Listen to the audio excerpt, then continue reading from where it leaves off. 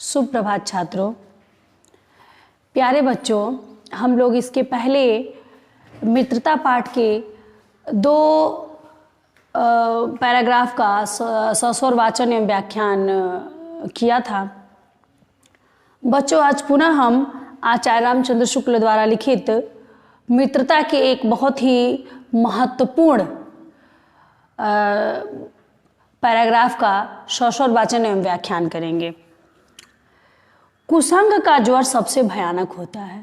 बच्चों, यह बहुत ही अच्छी और मार्मिक बात बताई गई है कि कुसंग का ज्वर बड़ा ही भयानक होता है। यदि हमारा साथ एक गलत व्यक्ति के साथ हो जाए तो उसका प्रभाव उसी प्रकार पड़ता है जिस प्रकार यदि किसी व्यक्ति को ज्वर हुआ हो, किसी भी व्यक्ति को ज्वर हुआ हो और हम उसके बगल में सो जाते हैं तो हमें भी उसका ज्वर पकड़ लेता है। उसी प्रकार से यदि हम किसी गलत व्यक्ति के साथ रहते हैं तो उसका प्रभाव हमारे जीवन पर अवश्य ही पड़ता है। यह केवल नीति और सद्वृत्तियों की ही नाश नहीं करता बल्कि बुद्धि का भी क्षय करता है। यह हमारे सिर्फ नीति यानी कि हमारे नीति मीन्स होता है सुंदर, हमारे सिर्फ मतलब कि जो हमारे नीति वचन है यानी मेरे सुंदर वचन है या हमारे सुंदर बोल, हमारे सुंदर चाल ढाल है, इनको ही नहीं समाप्त करता, यह हमारी बुद्धि का भी क्षय करता है। एक व्यक्ति यदि एक शराबी एक है और वह दूसरे अच्छे व्यक्ति के साथ रहना शुरू करेगा तो जो अच्छा व्यक्ति है उसकी अच्छाई वह शराबी सीखे या ना सीखे, लेकिन वह व्यक्ति उसके साथ बिगड़ने के 100% संभावनाएं परिलक्षित होने लगती हैं। किसी युवा पुरुष की संगति यदि बुरी होगी तो वह उसके पैरों में बंधी चक्की के समान होगी जो उसे दिन दिन अवनति के गड्ढे में गिराती जाएगी। यदि किसी की संगति बुरे व्यक्ति के साथ हो जाती है तो वह उसी प्रकार चक्की के समान होगी जो कि उसके पैर में बंधी रहेगी और उसे दिन प्रतिदिन गड्ढे में गिराएगी यानी कि उसको अवनति की तरफ ले जाएगी। यदि अच्छी होगी तो सहारा देने वाली बाहु के समान होगी जो उसे निरंतर उन्नति की ओर उठाती जाएगी, और यदि संगति अच्छी होगी तो उसे अच्छा दिन प्रतिदिन अच्छा बनाती जाएगी। इंग्लैंड के एक विद्वान को युवा अवस्था में राज दरबार में जगह नहीं मिली। एक समय की बात है कि इंग्लैंड के एक बहुत बड़े विद्वान को राजसभा में जगह नहीं मिली। इस पर जिंदगी भर वह अपने भाग्य को सराहता रहा कि बहुत से लोग उसे अपना दुर्भाग्य समझते, पर वह अच्छी तरह जानता था कि वहाँ वह बुरे लोगों की संगति में पड़ता तो उसकी आध्यात्मिक उन्नति में बाधक होती। वह यह चीज़ जानता था कि यदि मैं राज दरबार में रहता तो मैं दूसरे बुरे लोगों की संगति में भी रहता और मैं उनके साथ व्यसनों में लिप्त होता और मेरा जो धार्मिक उत्थान था यानी कि मेरा जो जीवन में जो आध्यात्मिक उन्नति होती वह अवरुद्ध हो जाती। क्योंकि उतने के बीच ऐसी ऐसी बातें कही जाती जो कानों में न पड़नी चाहिए, क्योंकि जब मैं राज दरबार में रहता तो वहाँ ऐसी ऐसी बातें कही जाती जो मेरे कानों में नहीं पड़ जाती। जैसे कि हम लोग राज दरबार का परिदृश्य देखते हैं कि वहाँ क्या है, नृत्य गायन होगा, मदिरा पान हो, अन्य ऐसी कार्य होती हैं जो कि नैतिकता की दृष्टि से वह बिल्कुल अशोभनीय है। चित्त पर ऐसा प्रभाव पड़ता जिससे हमारी पवित्रता का नाश होता। बुराई अटल भाव धारण करके बैठती है, बुरी बातें हमारी धारणा में बहुत दिनों तक टिकती है। यह बात सही है कि यदि हम किसी बुरी बातों को सुन लेते हैं या देख लेते हैं तो वह हमारी धारणा में यानी कि हमारे हृदय में, हमारे मन मस्तिष्क पे बहुत दिनों तक प्रभावित किए रहती हैं। इस बात को प्रायः सभी लोग जानते हैं कि भद्दे एवं फूहड़ गीत जिंदगी जितनी जल्दी ध्यान में आती है वह बुरी कहावत सुनी गई है जिसका ध्यान 1 लाख चेष्टा करता है कि न आए पर बार बार आता है। यह आप अच्छी तरह जानते हैं कि यदि हम कोई गलत चीज़ों को सुन लेते हैं या देख लेते हैं तो वो चीज़ हमको भुलाए भी नहीं भूलती। इसमें यही बताया गया है।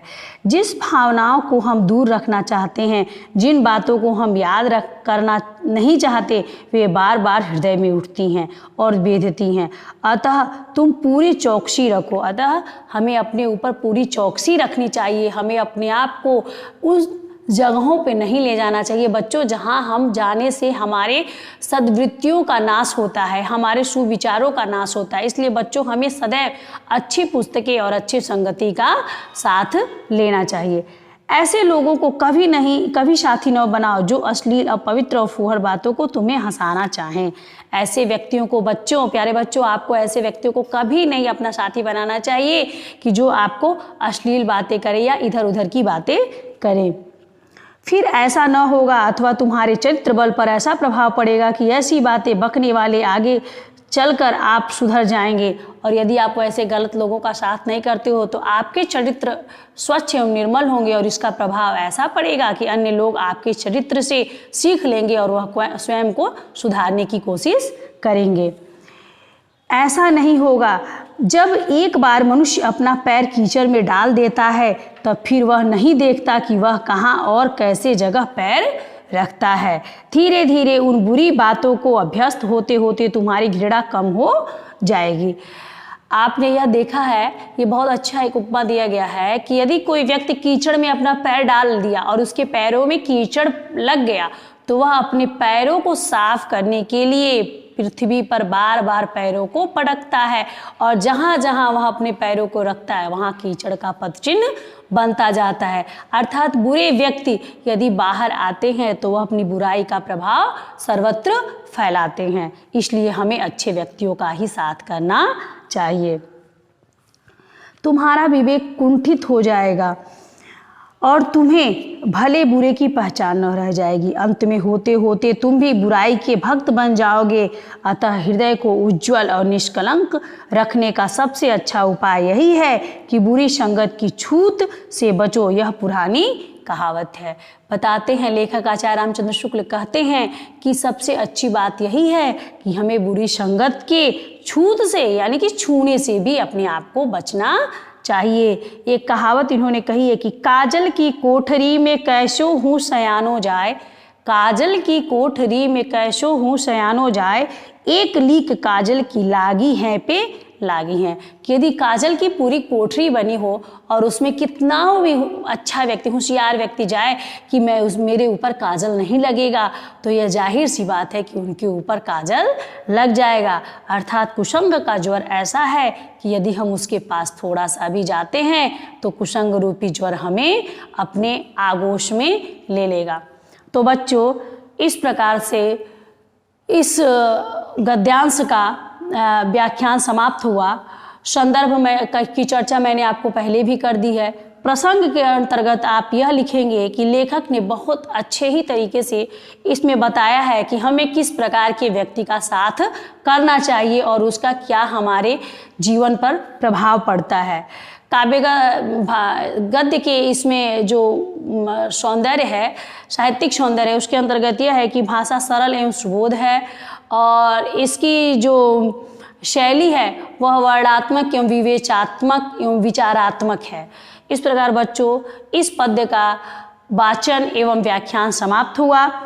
एक बात बच्चों, आप अपनी पुस्तक में पुनः देखेंगे, जैसे कि दिया है कि निम्नलिखित गद्यांशों के नीचे दिए गए प्रश्नों के उत्तर दीजिए। यदि आप संपूर्ण पाठ का अच्छे तरीके से पठन पाठन एवं व्याख्यान समझेंगे तो आप सभी प्रश्नों का बहुत ही अच्छे तरीके से उत्तर दे पाएंगे। जैसे कि दिया है, हम लोग कच्ची मिट्टी की मूर्ति के समान रहते हैं, जिसे जो भी चीज चाहे, यह दिया हुआ आपकी पुस्तक में। और इससे संबंधित कुछ प्रश्न दिए हैं। उपयुक्त गद्यांश का संदर्भ लिखिए। संदर्भ मैंने आपको बतला दिया है कि प्रस्तुत सारगर्भित गद्य हमारी पाठ्यपुस्तक हिंदी के ये पुसंग हिंदी के मित्रता नामक पाठ से ली गई है। इसके लेखक हैं आचार्य रामचंद्र शुक्ल। रेखांकित अंशों की व्याख्या कीजिए। व्याख्या मैंने आपको बता ही दिया है। हमें किन लोगों का साथ नहीं करना चाहिए, हमें बुरे लोगों का साथ नहीं करना चाहिए। इस प्रकार से अनेकों प्रश्न बनेंगे। तो अतः बच्चों, आप अभ्यास प्रश्न में अपने पुस्तक में दिए हुए गद्यांशों का वाचन करके और उसका जो ये प्रश्न उत्तर है उसको पूर्ण करेंगे। तब तक के लिए साधुवाद, धन्यवाद।